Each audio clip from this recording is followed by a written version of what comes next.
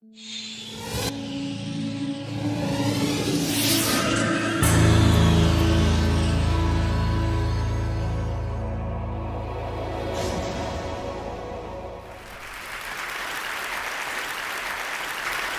few years ago, I felt like I was stuck in a rut.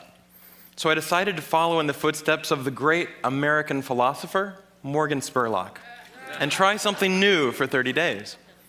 The idea is actually pretty simple.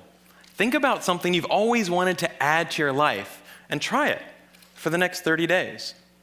It turns out 30 days is just about the right amount of time to add a new habit or subtract a habit, like watching the news, from your life. There's a few things that I learned while doing these 30-day challenges. The first was, instead of the months flying by forgotten, the time was much more memorable. This was part of a challenge I did to take a picture every day for a month, and I remember exactly where I was and what I was doing that day. I also noticed that as I started to do more and harder 30-day challenges, my self-confidence grew.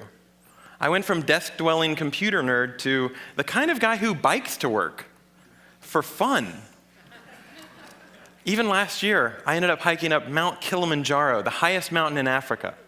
I would never have been that adventurous before I started my 30-day challenges.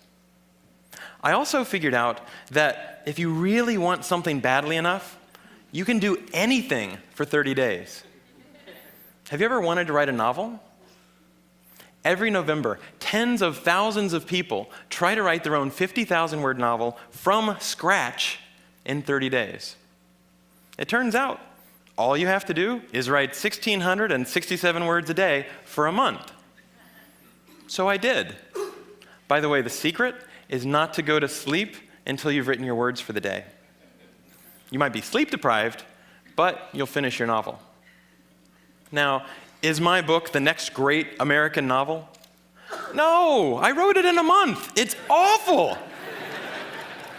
But for the rest of my life, if I meet John Hodgman at a TED party, I don't have to say, I'm a computer scientist.